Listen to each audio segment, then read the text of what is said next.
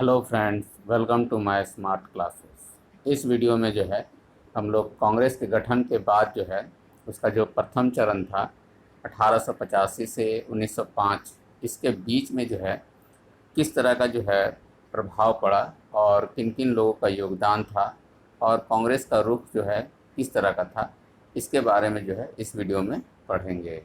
और अगर आप इस चैनल में नए हैं तो सबसे पहले इस चैनल को सब्सक्राइब कीजिए और घंटी का बटन जरूर दबाइए। तो सबसे पहले हम लोग देखेंगे कि प्रथम चरण के जो है प्रमुख नेता कौन कौन थे। तो प्रमुख नेता जो थे वो थे दादा भाई नौरोजी, फिरोज शाह मेहता, दीनानाथ वाचा और सुरेंद्र नाथ बनर्जी। ये लोग जो थे प्रथम चरण के प्रमुख नेता थे। और इसमें खास करके जो है वैसे लोग ज़्यादातर शामिल थे जो डॉक्टर थे, इंजीनियर थे, पत्रकार और साहित्यकार। ये लोग जो है कांग्रेस के प्रथम चरण में ज़्यादातर समूह में थे। और इनका विचार कैसा था या फिर इनका राजनीति करने का तरीका कैसा था, तो वो एक उदारवादी राजनीति था, यानी कि मॉडरेट पॉलिटिक्स था। और ये विश्वास करते थे इस राजनीति पर कि उदारवादी तरीके से ही जो है वो अपने मांगों को पूरा करवा सकते थे। तो महादेव गोविंद रानाडे, इनका एक प्रमुख कथन था कि संयम का अर्थ यह है कि उस वस्तु का अथवा उन उद्देश्यों की झूठी आशा ही मत करो जो मिलना असंभव है, अपितु समीपतम वस्तु की और समझौते और न्याय संगत भगवान से प्रेरित होकर दिन प्रतिदिन आगे बढ़ते जाओगे। ये जो प्रसिद्ध कथन था ये महादेव गोविंद रानाडे का था। किसके प्रति? कांग्रेस के प्रति। कारण क्या था कि कांग्रेस में जितने भी प्रतिनिधि थे उस वक्त, यानी कि उन लोगों का समूह था जो ज़्यादातर जो था बड़े बड़े नगरों से आते थे और जिनका जो है जन साधारण से कोई सरोकार या फिर संपर्क नहीं था। यानी कि ये जो है एक लोग जो थे वो एक संपन्न परिवार से थे। इसीलिए जो है महादेव गोविंद रानाडे जो है इस तरह का कथन कहते थे। इसके बाद है कि फिरोज शाह मेहता का क्या कथन था कि कांग्रेस की आवाज़ जनता की आवाज़ नहीं है, परंतु यह उनके साथ रहने वाले अन्य देशवासियों का कर्तव्य है कि वे इनकी भावनाओं को समझे और इन्हें व्यक्त करे और उनके उपचार का प्रयत्न करें। ये कथन जो है फिरोज शाह मेहता का था। स्पष्ट तौर पर यही था कि कांग्रेस जो कुछ भी कहती थी वो जनता की आवाज़ नहीं हो सकता था। इसका कारण क्या था? उन लोगों का संपर्क जो है आम लोगों से जो था उससे बहुत कम था और ये सभी लोग जो है संपन्न परिवार से आते थे। और कांग्रेसी नेता जो थे वे अंग्रेज इतिहास और संस्कृति से प्रभावित थे, क्योंकि ये एक शिक्षित वर्ग था और ये ज़्यादातर लोग वैसे थे जो वकील थे। और वकालत जो है उस समय जो है भारत में नहीं होता था, वो जो है इंग्लैंड से पढ़ के आते थे। इसलिए ये लोग जो थे अंग्रेज के इतिहास और उनकी संस्कृति से बहुत ज़्यादा प्रभावित थे और वे आशा करते थे कि कालांतर में अंग्रेज उनकी समस्याओं का हल करेंगे। ये उनका विश्वास था। अभी तक भी जो है राजनीतिक चेतना अगर कहा जाए तो वो कांग्रेस के अंदर में जो है नहीं है, या फिर आज़ादी या फिर राष्ट्रीयता की भावना जो है कांग्रेस के अंदर में नहीं था। वो जो है अंग्रेज़ों के अधीन ही जो है अपनी समस्याओं का हल चाहते थे। 1886 में इंडियन नेशनल कांग्रेस के अध्यक्ष पद से दादा भाई नौरोजी ने अंग्रेज राज्य के लाभ का सविस्तार वर्णन किया था। यानी कि अभी भी जो है अंग्रेज़ों के प्रति ही जो है स्वामी भक्ति था। इसीलिए जो है ह्यूम ने महारानी विक्टोरिया के लिए 3 बार जय ध्वनि और दीर्घ आयु के लिए प्रार्थना भी करवाया था। वो भी कहाँ? कांग्रेस के ही सभा में। इसके बाद है 1898। इस समय जो है इंडियन नेशनल कांग्रेस के अध्यक्ष जो थे आनंद बोस थे और इन्होंने घोषणा की कि शिक्षित वर्ग इंग्लैंड का शत्रु नहीं है, अपितु उसके सम्मुख बड़े कार्य में उसका प्राकृतिक और आवश्यक सहयोगी है। स्पष्ट तौर पर पता चल रहा है इनके कथनों से ही जो है ये अंग्रेजों के स्वामी भक्त थे। उदारवादी, ये जो थे अंग्रेजी साम्राज्य के पक्षधर थे। इनको जो है उदारवादी भी कहा जाता था, यानी कि अंग्रेज़ों का जो साम्राज्य था या फिर अंग्रेज जो भारत में अपना विस्तार कर रहे थे उसके पक्षधर थे।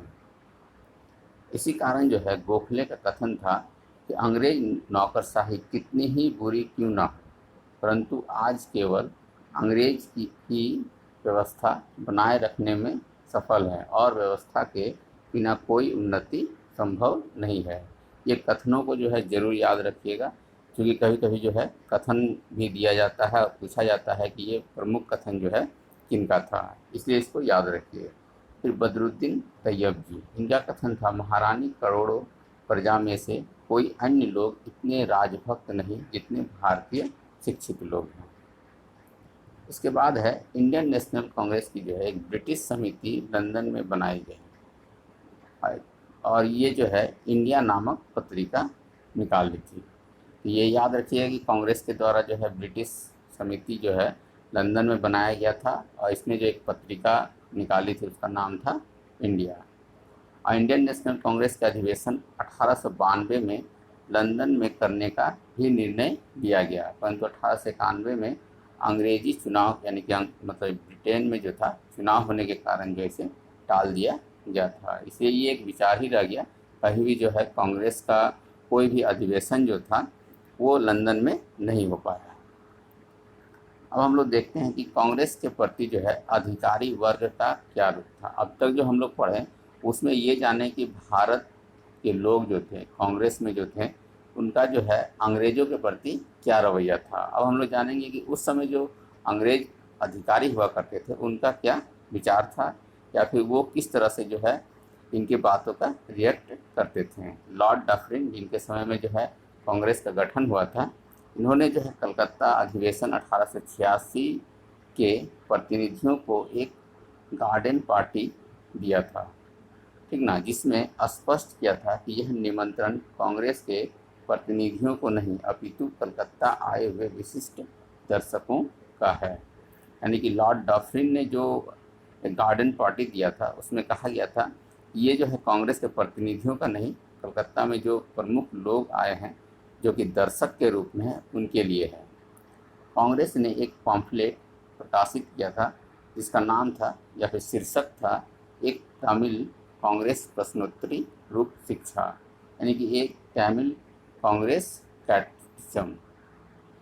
इसके बाद एक कांग्रेस का सरकार के प्रति खुला विरोध था।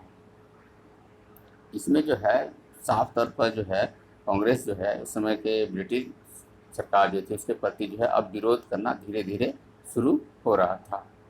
सरकार ने जो है सर सैयद अहमद खां और बनारस के राजा श्री प्रसाद को प्रेरणा दी कि कांग्रेस के प्रचार का प्रतिरोध करने के लिए भारतीय देशभक्त मंडल यानी कि यूनाइटेड इंडियन पैट्रियोटिक एसोसिएशन का गठन करे। अक्सर क्या होता है इसमें जो है एक ही नाम दिया जाता है कि यूनाइटेड इंडियन पैट्रियोटिक एसोसिएशन का जो है गठन किसने किया था।